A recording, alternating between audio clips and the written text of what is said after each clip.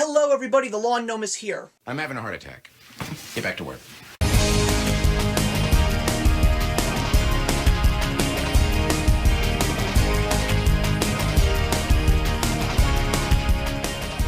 Welcome to day 2 of Fall TV Sweeps Week here at Up From the Underground, and today we're going to be talking about the shows that are airing this fall from Fox. I don't really have anything to talk to you guys about in regards to any of the animation domination shows. I haven't watched The Simpsons in a while, and normally when it comes to Family Guy, I kind of like to wait for DVD release. But I did talk about 2 specific shows last year, and there was a new one that I tried to get into this year as well from Fox. So let's talk about Brooklyn Nine-Nine.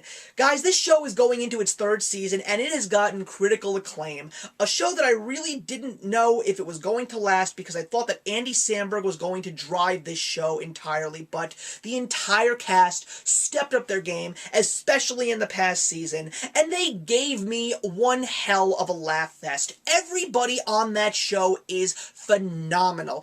Everyone from Andre Braugher to Joe Latruglio, Terry Crews, and probably my favorite character on the entire show, Gina, played by comedian Chelsea Peretti.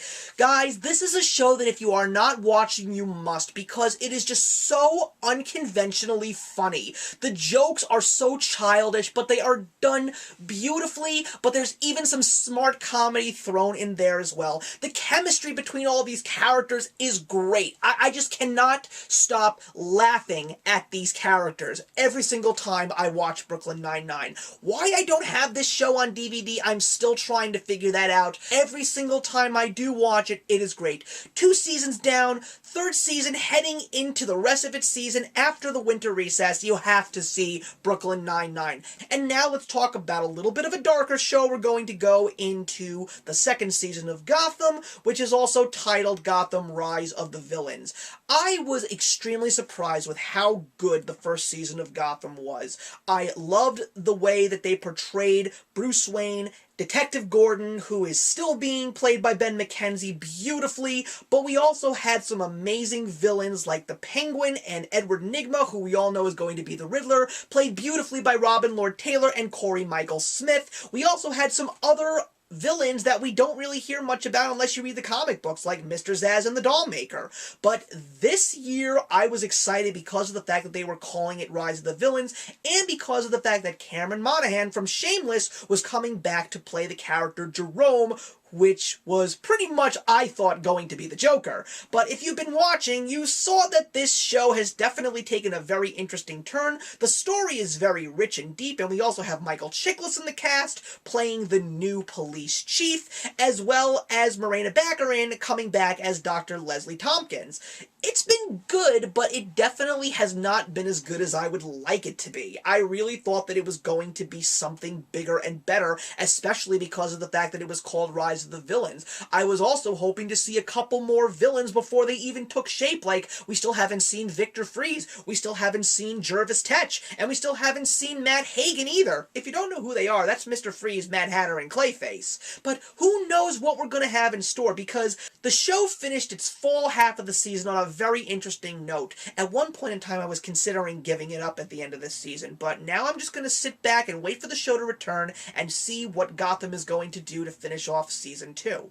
The last show I want to talk about is Minority Report, of course based on the famous story and the movie that was directed by Steven Spielberg and starring Tom Cruise. It is a different take on the tale of Minority Report, and it takes place the pre-crime program has disbanded. Probably one of the most interesting things about this show was the fact that Wilmer Valderrama from that 70s show was actually in this show as a character. But I only watched for 2 episodes. I just couldn't get into it, and the story was just constantly reoccurring. I also saw some reviews for it in various media sources, and not that many people really did enjoy it. So I'm kind of feeling that this show is right now on life support, and I don't even know if it's going to be renewed unless it really does develop a cult following. Why this show would probably succeed, but Constantine on NBC did not? Well, that just begs a couple of questions in my eyes. But that's your shows on Fox, everybody. If there's any other shows on Fox that you are watching, please put them in the comments below, and let me know if I should be watching them. I mean, if you're watching shows like Grandfathered or Grinder, let me know what you guys think about those shows, because apparently those two shows have big followings. But for now, I'll see you tomorrow when we review another network block of shows and actions speak louder than words.